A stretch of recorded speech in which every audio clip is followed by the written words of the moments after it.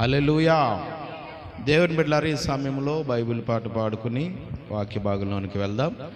వెండి బంగారముల కంటే నీ వాక్యమే నాకు మేలు, ధనము ధాన్యముల కంటే నీ వాక్యమే నాకు చాలు. వెండి బంగారముల కంటే నీ వాక్యమే నాకు మేలు, ధనము ధాన్యముల కంటే నీ వాక్యమే నాకు చాలు. అనుదినము అనుక్షణము నన్ను నడిపించే నీ వాక్యం, బాధలలో వేదనలో నన్ను బలపరచే నీ వాక్యం.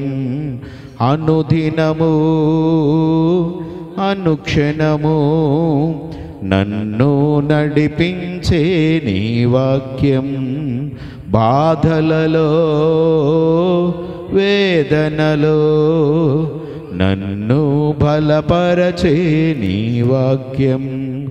వెండి బంగారముల కంటే నీ వాక్యమే నాకు మేలు, ధనము ధాన్యముల కంటే నీ వాక్యమే నాకు చాలు.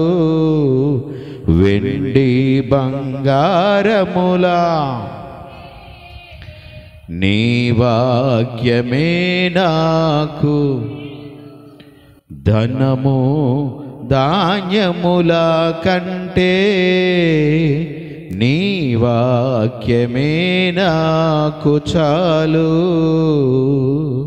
హల్లెలూయా, హల్లెలూయా. ఈ సమయంలో కొంతసేపు దేవుని వాక్యాన్ని మనం ధ్యానం చేద్దామండి. పరిశుద్ధ గ్రంథం నుండి 2 తిమోతి పత్రిక 4వ అధ్యాయము మొదటి నుండి కొన్ని మాటలు నేను చదువుతాను.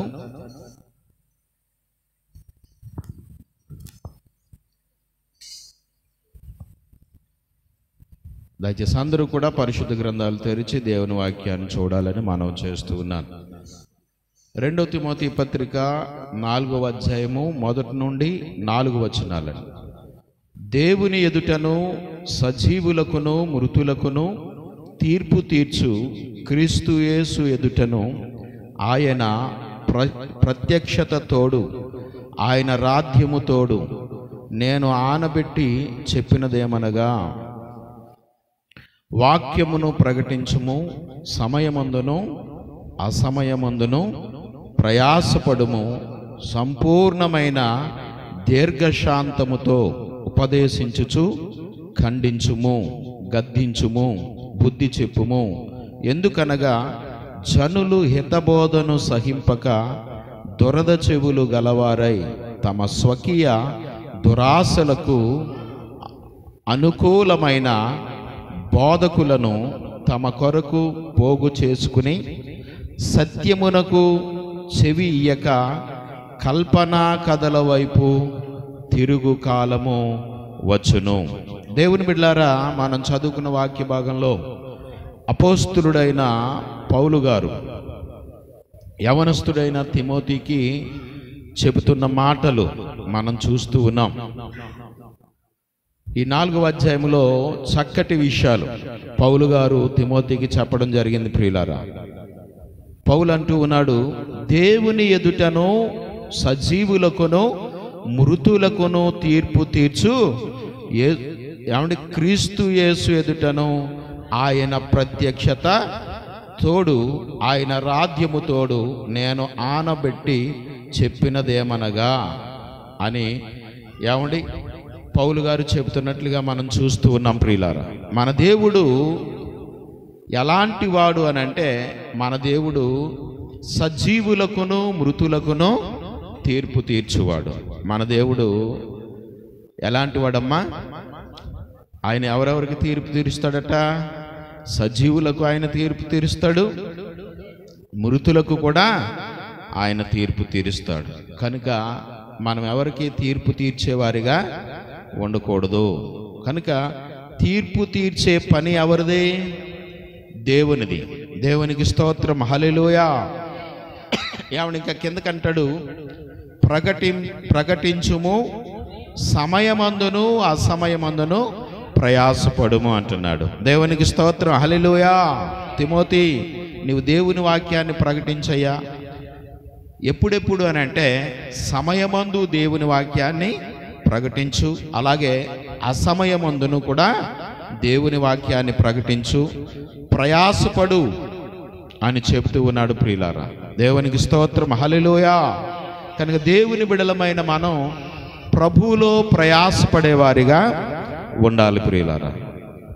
ఇంకా పౌలు గారు అంటున్నారు, సంపూర్ణమైన దీర్ఘశాంతముతో ఉపదేశించచ్చు. దేవుని వాక్యాన్ని ఎలాగ ఉపదేశించాలట?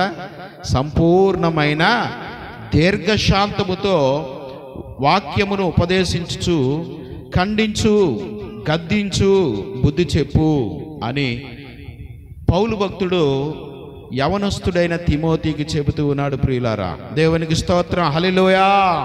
తిమోతి, నీవు దేవుని వాక్యాన్ని ప్రకటించయ్యా. సమయమందును అసమయమందును ప్రయాసపడు, సంపూర్ణమైన దీర్ఘశాంతంతో వాక్యాన్ని ఉపదేశించు, ఖండించు, గద్దించు, బుద్ధి చెప్పు. ఎందుకనంటే జనులు హితబోధను సహింపక. జనులు దేనిని సహించడం లేదట? దేవునికి స్తోత్రం, హల్లెలూయా, హల్లెలూయా. ఈ రోజుల్లో చాలా మందికి ప్రియులారా హితబోధ పడడం లేదు. ఏ బోధ? హితబోధ. హితబోధ అనే మాటకి అర్థం ఏంటంటే కింద రాశారు, ఏమండి? ఆరోగ్యకరమైన బోధ. దేవునికి స్తోత్రం, హల్లెలూయా. హితబోధ అన్న దగ్గర ఆరంకి వేసి కింద పుట్నోట్లో ఏమి రాశారు అని అంటే ఆరోగ్యకరమైన బోధ. హితబోధ అంటే అర్థం ఏంటమ్మా? ఆరోగ్యకరమైన బోధ. హితబోధ అనగా వాక్య సంబంధమైన బోధ అని మనం గ్రహించాలి. ఈ రోజుల్లో చాలా మందికి ప్రియులారా హితబోధ పడడం లేదు, వాక్యానుసారమైన బోధ పడడం లేదు. వాక్యంలో ఉన్నది ఉన్నట్టుగా బోధిస్తూ ఉంటే ఆ వాక్యం ఎక్కడం లేదు చాలా మందికి. ఏమంటే వాక్యానికి ఏం చెయ్యాలి అని అంటే పెట్ట కథలో, కట్టు కథలో ఎవరైతే కలిపి బాగా చెప్తారో ఏమండి అలాంటి వారి వాక్యాన్ని వినేవారిగా ఈ దినాల్లో అనేక మంది ఏమండి క్రైస్తవులు ఉంటూ ఉన్నారు ప్రియులారా. దేవునికి స్తోత్రం, హల్లెలూయా. కనుక దేవుని బిడలమైన మనం హితబోధను అనుసరించే వారిగా ఉండాలి. ఏ బోధ అనుసరించాలంటే మనం హితబోధ. బైబిల్ గ్రంథంలో 7 రకాలైన బోధలు ఉన్నాయండి. ఎన్ని బోధలమ్మా? నేను ఇప్పుడు వాటిని చెప్పను, కానీ వాటిలో ఒక బోధ ఏంటనంటే హితబోధ. ఏ బోధ? హితబోధ. కనుక దేవుని బిడలమైన మనం హితబోధను అనుసరించే వారిగా మనం ఉండాలి. ఎప్పుడైతే హితబోధను మనం అనుసరిస్తామో అప్పుడు ఆత్మీయ జీవితంలో మనం ఎలా ఉంటాము అని అంటే ఆరోగ్యకరంగా ఉంటాం. దేవునికి స్తోత్రం, హల్లెలూయా. ఎవరైతే హితబోధను సహించకుండా, హితబోధను వినకుండా ప్రియులారా దురద చెవులు గలవారై, ఇక్కడ భక్తుడు అన్నాడు, యావడి జనులు హితబోధను సహింపక దురద చెవులు గలవారై తమ స్వకీయ దురాశలకు అనుకూలమైన బోధకులను తమ కొరకు పోగు చేసుకునిరి. దేవునికి స్తోత్రం, హల్లెలూయా. దేవుని బిడ్డలారా, ఈ రోజుల్లో ప్రజలు ఎలా ఉన్నారు, ఈ దినాల్లో జనులు ఎలా ఉన్నారు అని అంటే హితబోధను సహించకుండా దురద చెవులు కలిగిన వారై తమ స్వకీయ దురాశలకు అనుకూలమైన బోధకులను పోగు చేసుకుంటున్నారు. ఏ బోధకులు అంటమ్మా? తమకు అనుకూలమైన బోధకులు. ఏఐ గారు మమ్మల్ని పొగుడుతాడా, ఏఐ గారు మా గురించి గొప్పగా చెబుతాడా అని చెప్పి అలాంటి బోధకులను ఎన్నుకుంటున్నారు ఈ దినాల్లో చాలామంది. తమ స్వకీయ దురాశలకు. ఏ ఆశలంటే ఏమండి? మంచి ఆశ కాదు, దురాశ. ఏ ఆశ? దురాశ. తమ సొంత దురాశలకు అనుకూలమైన బోధకులను తమ కొరకు ఈ దినాన్ని జనులు పోగు చేసుకునే వారిగా ఉంటూ ఉన్నారు ప్రియులారా. దేవునికి స్తోత్రం, హల్లెలూయా. అంత మాత్రమే కాదు, సత్యమునకు చెవి ఇయ్యక. ఈ దినాల్లో మనుషులు ఎలా ఉన్నారట? ఈ దినాల్లో క్రైస్తవులైన అనబడిన అనేక మంది ప్రియులారా సత్యమునకు చెవి ఇయ్యని వారిగా ఉంటూ ఉన్నారు. సత్యం అనగా ఏంటి అనంటే దేవుని వాక్యమే. సత్యం అనగా ఏంటమ్మా? దేవుని వాక్యం. చాలా మంది దేవుని వాక్యానికి చెవి ఇవ్వరు కానీ అమ్మ వేటికి చెవినిస్తున్నారు? కల్పనా కథలకి. వేటికి? కల్పనా కథలకి. యాడు కొన్ని వందల సంవత్సరాల క్రితమే అపోస్తులుడైన పౌలు ఈ మాట చెప్పాడు. సత్యమునకు చెవి ఇయ్యక కల్పనా కథల వైపు తిరుగు కాలము వచ్చును అని అప్పుడు చెప్పాడు. ఇప్పుడు ఆ కాలం వచ్చింది అని మనం గ్రహించాలి. దేవునికి స్తోత్రం, హల్లెలూయా. ఈ దినాల్లో జనులు ఎలా ఉన్నారు? ఈ దినాల్లో క్రైస్తవులు ఎలా ఉన్నారు? ఈ దినాల్లో దేవుని బిడలైన వారు ప్రియులారా ఎలాగూ ఉన్నారు అనంటే సత్యమునకు చెవి ఇయ్యక కల్పనా కథల వైపు తిరుగుతూ ఉన్నారు అనేక మంది. దేవునికి స్తోత్రం, హల్లెలూయా, హల్లెలూయా. ఏమన్నా అనేక మంది సినిమా యాక్టర్ల ప్రియులారా వారు మారిపోయి వారు దేవుని వాక్యాన్ని ప్రకటిస్తుంటే ఈ దినాల్లో కొంతమంది బోధకులు వాక్యం విడిచిపెట్టేసి వాక్యాన్ని సినిమా డైలాగులా చెప్తున్నారు. ఎలాగమ్మా? వాక్యాన్ని విడిచిపెట్టేసి సొంత డైలాగులు. దేవునికి స్తోత్రం, హల్లెలూయా. సినిమా యాక్టర్లేమో ఏమంటే సినిమాలు విడిచిపెట్టేసి వాక్యాన్ని వెంబడిస్తూ ఉంటే, వాక్యాన్ని ప్రకటిస్తూ ఉంటే, కొంతమంది సేవకులు వాక్యాన్ని విడిచిపెట్టేసి సినిమా డైలాగులు చెప్తున్నారు. దేవునికి స్తోత్రం, హల్లెలూయా. అనేక మంది ఆ డైలాగులకు ఆకర్షింపబడేవారిగా ఉంటున్నారు. కనుక మనం దేనికి ఆకర్షింపబడుతూ ఉన్నాం? మన జీవితంలో మనం దేనిని అనుసరిస్తూ ఉన్నాం అనే ప్రశ్న మనం వేసుకోవలసిన వారమై ఉన్నాం. దేవునికి స్తోత్రం, హల్లెలూయా. దేవుని బిడలైన వారు దేనిని అనుసరించాలి అనంటే వాక్యం చెబుతుంది హితబోధను. ఏ బోధన అంటమ్మా? హితబోధను, ఆరోగ్యకరమైన బోధను, వాక్య సంబంధమైన బోధను మనం అనుసరించే వారిగా మనం ఉండాలి. దేవునికి స్తోత్రం, హల్లెలూయా, హల్లెలూయా. ఏమండి? మొదటి తిమోతి పత్రికలో 1వ అధ్యాయం 3వ వచనంలో పౌలు గారు తిమోతికి చక్కటి మాట చెప్పాడు. చూడండి, 1 తిమోతి పత్రిక 1వ అధ్యాయం 3వ వచనం. నేను మాసిదోనియాకు వెళ్ళుచుండగా సత్యమునకు భిన్నమైన బోధ చేయవద్దనియు కల్పనా కథలను, మితములేని వంశములను, విశ్వాస సంబంధమైన దేవుని ఏర్పాటుతో కాక వివాదములతోనే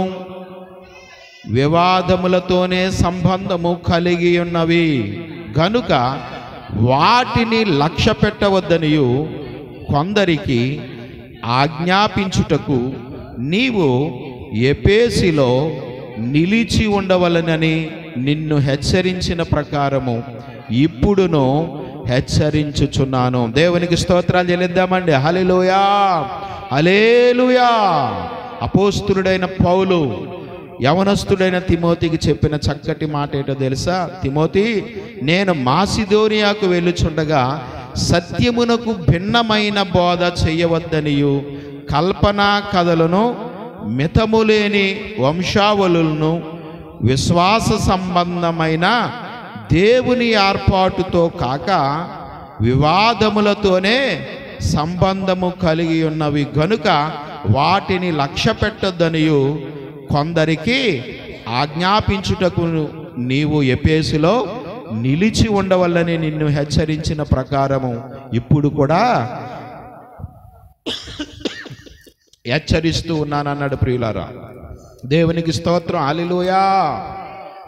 ఇక్కడ అపోస్తులుడైన పౌలు గారు యవనస్తుడైన తిమోతిని కొన్నిటి విషయంలో హెచ్చరించమని చెప్పాడు. వేటిని గురించి అనంటే సత్యమునకు భిన్నమైన బోధన గూర్చి. దేని గురించట? అది బైబిల్లో ఉన్న రెండవ రకం బోధ ఏంటంటే సత్యమునకు భిన్నమైన బోధ. దేవునికి స్తోత్రం, హల్లెలూయా. ఈ దినాల్లో లోకంలో కొంతమంది సత్యమునకు భిన్నమైన బోధను కూడా బోధించే బోధకులు బయలుదేరారు ప్రియులారా. కనుక అలాంటి బోధను మనం వినేవారిగా ఎంత మాత్రం ఉండకూడదు. దేవునికి స్తోత్రం, హల్లెలూయా. కనుక సత్యమునకు భిన్నమైన బోధను గూర్చి నీవు జనులను హెచ్చరించు తిమోతి. అంత మాత్రమే కాదు, కల్పనా కథలను గూర్చి జనులను హెచ్చరించు.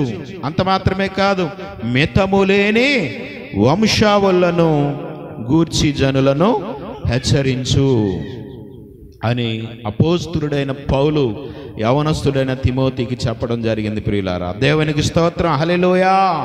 కనుక దేవుని బిడ్డలమైన మనం కల్పనా కథలను వినేవారిగా ఉండకూడదు. వేటిని వినకూడదమ్మా? కల్పనా కథలను వినకూడదు. కల్పించిన కథలను, వాక్యంలో లేని చెప్తారు కొంతమంది ప్రియులారా. ఏమండి, వాక్యంలో లేనిది చెప్తారు, కలిపి చెబుతారు. దేవునికి స్తోత్రం, హల్లెలూయా. అలాంటి ఎంత మాత్రం మనం వినకూడదు. ఏ దైవజనుడు చెప్పిన వాక్యం చెప్పినా ఏమండి ఆ మాట ఎక్కడ ఉండాలి? పరిశుద్ధ గ్రంథంలో ఉండాలి. పరిశుద్ధ గ్రంథంలో ఏదో ఒక చోట ఆ మాట రాయబడి ఉండాలి. దానినే మనం నమ్మాలి. దేవునికి స్తోత్రం, హల్లెలూయా, హల్లెలూయా. కనుక కల్పనా కథల వైపు మనం తిరిగేవారిగా ఎంత మాత్రం ఉండకూడదని వాక్యాన్ని బట్టి మనం తెలుసుకుంటూ ఉన్నాం. అలాగనే ఏమండి 4వ అధ్యాయం 7వ వచనంలో కూడా, మొదటి తిమోతి పత్రిక 4వ అధ్యాయం 7వ వచనంలో అపవిత్రములైన ముసలమ్మ ముచ్చట్లను విసర్జించి దేవభక్తి విషయములో నీకు నీవే సాధకము చేసుకునుము. దేవునికి స్తోత్రం చెల్లిద్దామండి, హల్లెలూయా. ఇక్కడ కూడా తిమోతికి పౌలు గారు చెప్తున్నారు, తిమోతి అపవిత్రమైన ముసలమ్మ ముచ్చట్లను విసర్జించు అంటున్నాడు. మనం విసర్జిస్తున్నామా అనే ప్రశ్న వేసుకోవాలి. వేటిని విసర్జించాలట మనం?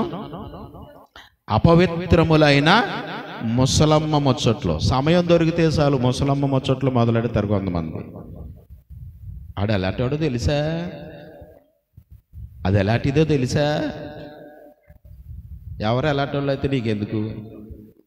ప్రతి ఒక్కరికి తీర్పు తీర్చే ఏమండి నీతి కలిగిన న్యాయాధిపతి ఉన్నాడు. దేవునికి స్తోత్రం, హల్లెలూయా. కనుక ఆడిడి గురించి మనం చెప్పుకునే వారిగా కాక నేనెలా ఉన్నాను అనే ప్రశ్న మనం వేసుకోవాలి. దేవుని బిడ్డలారా, కనుక ఇక్కడ భక్తుడు అంటాడు, అపవిత్రమైన ముసలమ్మ ముచ్చట్లను విసర్జించి. ఈ ముసలమ్మ ముచ్చట్లు ఎలాంటివట? అపవిత్రమైనవి అని వాక్యం చెప్తుంది. ఈ అపవిత్రమైన ముసలమ్మ ముచ్చట్లను మనం ఏం చేయాలి అని అంటే విసర్జించేవారిగా, విడిచిపెట్టేవారిగా మనం ఉండాలి అని వాక్యం చెప్తుంది. వాటిని విడిచిపెట్టి ఏం చేయాలి?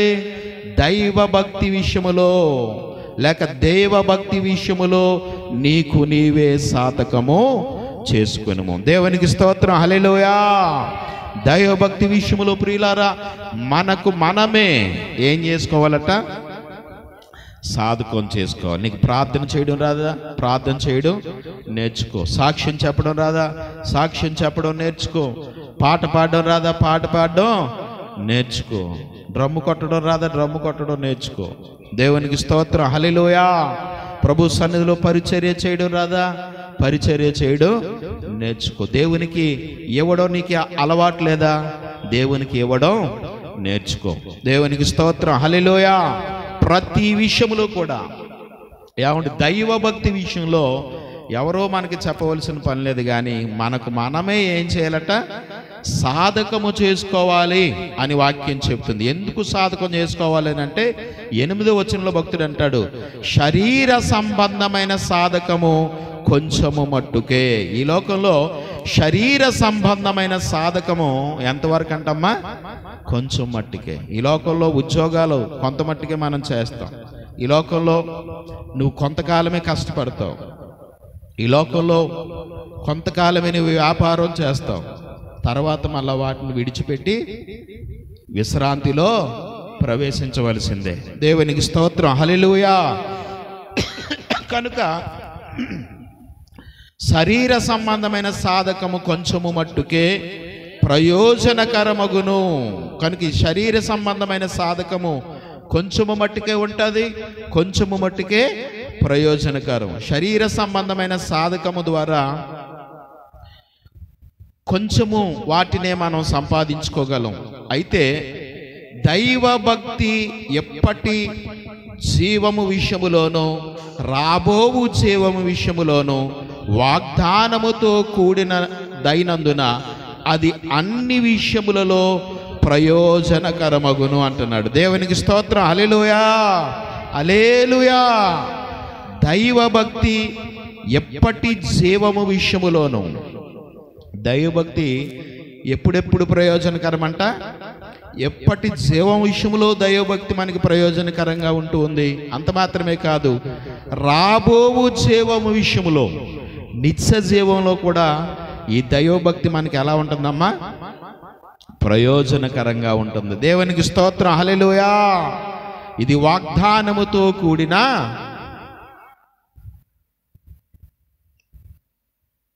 సాధకము అని వాక్యం చెబుతూ ఉంది. దేవునికి స్తోత్రాలు చెల్లిద్దాం, హల్లెలూయా. కనుక దేవుని బిడలమైన మనం ఈ శరీర విషయాల్లో మనం సాధకం చేసేవారిగా కాక దైవభక్తి విషయంలో మనం ఏం చేయాలమ్మా? సాధకం చేసుకునేవారిగా మనం ఉండాలి. దేవునికి స్తోత్రం, హల్లెలూయా, హల్లెలూయా. ఏమన్నా అలాగనే పేతురు పత్రికలో, 2వ పేతురు పత్రిక ఏమన్నా 1వ అధ్యాయం 16వ వచనంలో ఒక మాట ఉంది చూడండి. అవునమ్మా,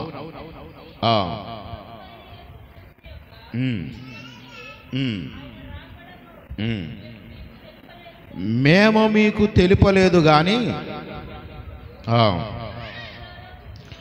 ఆయన మహాత్యమును మేము కన్నులారా చూచిన వారమై తెలిపితిమి.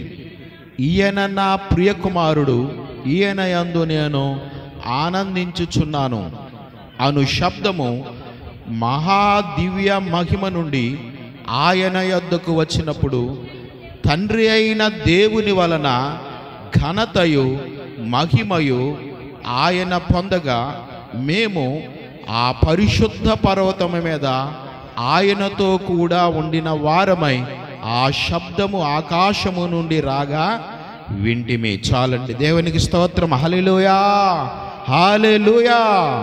ఇక్కడ చక్కటి విషయాన్ని ఏమండి పేతురు భక్తుడు తెలియచేస్తూ ఉన్నాడు. యాలయనగా చమత్కారముగా కల్పించిన కథలను అనుసరించి మన ప్రభు అయిన యేసుక్రీస్తు యొక్క శక్తిని, ఆయన రాకడను మేము మీకు తెలుపలేదు అంటున్నాడు. దేవునికి స్తోత్రం, హల్లెలూయా. పూర్వకాలంలో ప్రియులారా, అపోస్తలులు దేవుని వాక్యాన్ని ఎలాగున ప్రకటించారు అనంటే కల్పనా కథలను అనుసరించి కాదట. వేటిని అనుసరించి కాదట? దేవునికి స్తోత్రం, హల్లెలూయా. అపోస్తలులు దేవుని వాక్యమును చమత్కారంగా బోధించలేదు. ఎవరిని ఎలా మాట్లాడితే ఎవరిని ఆకట్టుకోగలమా అని ట్రిక్కులు ఉపయోగించి అపోస్తలులు మాట్లాడలేదు. దేవునికి స్తోత్రం, హల్లెలూయా. చమత్కారంగా వాళ్ళు మాట్లాడలేదు. రెండవదిగా కల్పించిన కథలను అనుసరించి అపోస్తలులు దేవుని వాక్యాన్ని బోధించలేదు అనే సత్యాన్ని మనం గమనించాలి. అయితే వారు ఎలాగున దేవుని వాక్యాన్ని ప్రకటించారట? ప్రభు అయిన యేసుక్రీస్తు యొక్క శక్తిని. దేవునికి స్తోత్రం, హల్లెలూయా. ప్రభు అయిన యేసుక్రీస్తు యొక్క శక్తి ద్వారా ఆయన రాకడను ఏమండి ప్రజలకు వారు ప్రకటించినట్లుగా దేవుని యొక్క వాక్యం మనకి తెలియచేస్తూ ఉంది.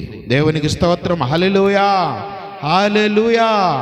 కనుక దేవుని వాక్యాన్ని కల్పనా కథలతో మనం బోధించేవారిగా ఎంత మాత్రం ఉండకూడదు అని దేవుని యొక్క వాక్యాన్ని బట్టి మనం తెలుసుకుంటూ ఉన్నాం ప్రియులారా, దేవుని బిడ్డలారా. కనుక అలాగనే దేవుని బిడ్డలైన వారు కూడా ఏమంటే కల్పనా కథల వైపు ఎంత మాత్రం తిరిగేవారిగా ఉండకూడదని వాక్యం ఖచ్చితంగా మనల్ని హెచ్చరిస్తూ ఉంది. దేవునికి స్తోత్రం, హల్లెలూయా.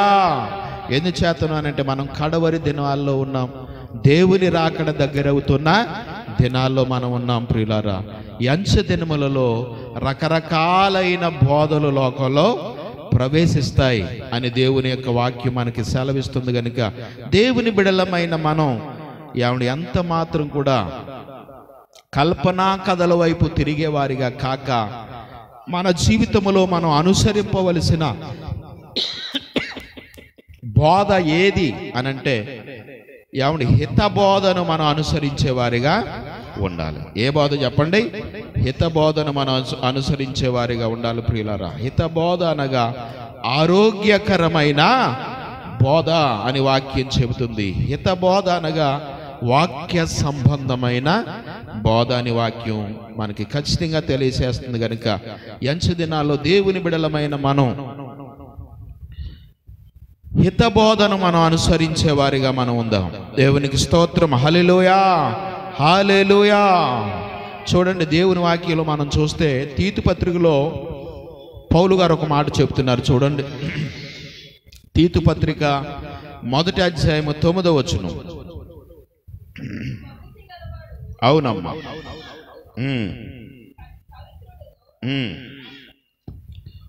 తీతు పత్రిక 1వ అధ్యాయం 9వ వచనం. తాను హితబోధ విషయమై జనులను హెచ్చరించుటకును, ఖండించు వారి మాట ఎదిరించు వారి మాట ఖండించుటకును శక్తి గలవాడగునట్లు ఉపదేశమును అనుసరించి నమ్మదగిన బోధను గట్టిగా చేపట్టుకునివాడునై ఉండవలెను. చదువమ్మ ఇంకా. అనేకులు విశేషముగా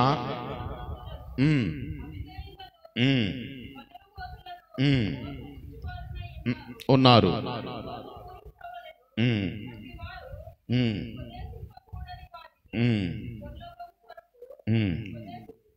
అవునమ్మా, చాలమ్మా. దేవునికి స్తోత్రం. హల్లెలూయా. చక్కటి మాటలు ఇక్కడ మనం చూస్తూ ఉన్నాం ప్రియులారా. తాను హితబోధ విషయమై జనులను ఏం చేయాలట? హెచ్చరించేవాడిగా ఉండాలి. దైవజనుడు హితబోధ విషయంలో జనులను హెచ్చరించేవాడిగా ఉండాలి.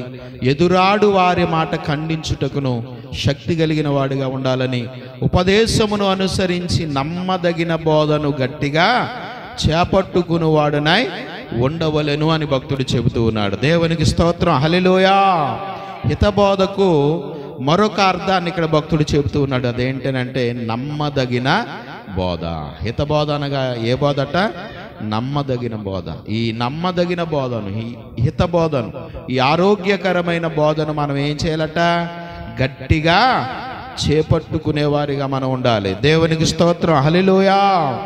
ఎన్నడూ కూడా హితబోధను మనం విడిచిపెట్టేవారిగా ఉండకూడదు అని దేవుని వాక్యాన్ని బట్టి మనం తెలుసుకుంటూ ఉన్నాం ప్రియులారా. కనుక ఈ దినాల్లో దేవుని బిడలమైన మనం ఏ బోధకు మన చెవిని ఇస్తూ ఉన్నాం, ఏ బోధకు మన చెవి ఎగ్గుతూ ఉన్నాం అనే ప్రశ్న మనం వేసుకోవాలి. ఎందుచేతనంటే దేవుని వాక్యం సెలవిస్తుంది, జనులు హితబోధను సహింపక దురద చెవులు కలిగిన వారై తమ స్వకీయ దురాశల చొప్పున తమ కొరకు ఎవరిని పోగు చేసుకుంటున్నారట? తమకు అనుకూలమైన బోధకులను పోగు చేసుకుంటూ ఉన్నారు అని దేవుని యొక్క వాక్యం మనలను హెచ్చరిస్తూ ఉంది. సత్యమునకు చెవి ఇయ్యక. ఈ దినాల్లో మనుషులు దేనికి చెవి ఇవ్వడం లేదమ్మా? సత్యానికి చెవి ఇవ్వకుండా కల్పనా కథల వైపు తిరుగుతూ ఉన్నారు అని వాక్యం చెబుతుంది. కనుక దేవుని బిడలమైన మనం ఎంచి దినాలు, కడవరి దినాల్లో, దేవుని రాకడ దగ్గరవుతున్న దినాల్లో కల్పనా కథల వైపు మనం తిరిగేవారిగా కాక, కల్పనా కథలకు మన చెవిని ఇచ్చేవారిగా కాక, హితబోధను మనం వినేవారిగా మనం ఉందాం. మన జీవితంలో ప్రియులారా హితబోధను మనం అనుసరించేవారిగా, లేక ఆరోగ్యకరమైన బోధను మనం అనుసరించేవారిగా, లేక వాక్య సంబంధమైన బోధను మనం అనుసరించేవారిగా, లేక నమ్మదగిన బోధను మనం అనుసరించేవారిగా ఉండి దేవుని దీవెనలు, దేవుని ఆశీర్వాదాలు మన జీవితాల్లో మనం మెండుగా పొందుకుందాం. దేవుడి కొద్ది మాటలను దీవించునుగాక. ఆమేన్. హల్లెలూయా. హల్లెలూయా, హల్లెలూయా. ప్రార్థన చేద్దామని దయచేసి అందరూ కూడా ప్రభు సన్నిధిలో మోకరించి, ఇంతవరకు దేవుడు తన వాక్యములో నుండి మనతో మాట్లాడిన విధానమును బట్టి దేవునికి స్తుతులు చెల్లిద్దాం. హల్లెలూయా, హల్లెలూయా, హల్లెలూయా, హల్లెలూయా. మా పరమ తండ్రి నీకు స్తుతులు చెల్లిస్తూ ఉన్నాము నాయన. మా రక్షకుడానికి స్తోత్రం ప్రభువా. ఇదిగో నాయన తండ్రి, నీ లేఖనం ద్వారా మీరు మాకు తెలియజేశారు, నీకు స్తోత్రాలు నాయన.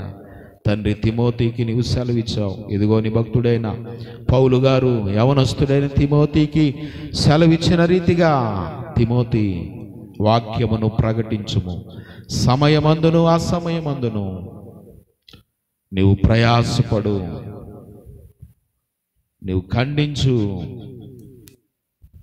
బుద్ధి చెప్పు అని సెలవిచ్చిన రీతిగా మా పరమ తండ్రి నీకు స్తోత్రం. ఎందుకు అనంటే, ఇదిగో జనులు హితబోధను సహింపక దురద చెవులు గలవారై తమ స్వకీయ దురాశల చొప్పున తమకు అనుకూలమైన బోధకులను పోగు చేసుకుంటూ ఉన్నారని సెలవిచ్చావు. మా తండ్రి నీకు స్తోత్రాలు. ఇదిగో సత్యమునకు జనులు సత్యమునకు చెవియక కల్పనా కథల వైపు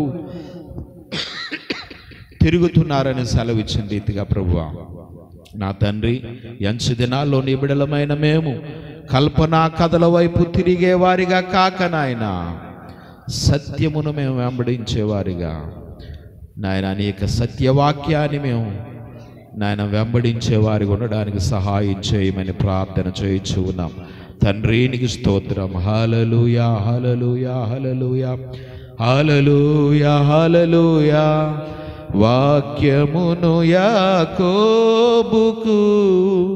తెలియచేసిన వాడని, వాక్యమును యాకోబుకు తెలియచేసిన వాడని, ఏ జనమునకిలాగునా చేసి ఉండాలేదని, దేవునికి స్తోత్రము గానము చేయుటయే మంచిది మనమందరము, చేయుటయే మంచిది. ప్రభువు గొప్పవాడును, అధిక శక్తి సంపన్నుడు. ప్రభువు గొప్పవాడును,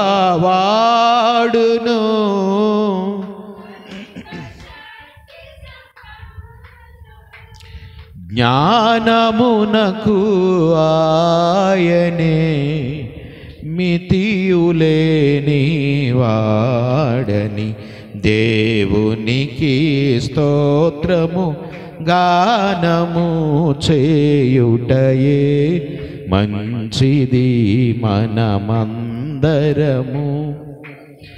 గానము చేయుటయే మంచిది. హల్లెలూయా. ప్రార్థన చేద్దాం. పరిశుద్ధుడా పరమ తండ్రి, నీ పరిశుద్ధ నామమును బట్టి నాయన నీకు స్తుతులు స్తోత్రాలు చెల్లిస్తూ ఉన్నాం. ఇదిగో ఇంతవరకు జరిగిన ఈ శుక్రవారపు ప్రార్థనా కూడికలో నాయన మీరు మా మధ్య నుండి నీ ఆత్మ ద్వారా నడిపించారు. అందును బట్టి నీకు స్తోత్రం నాయన.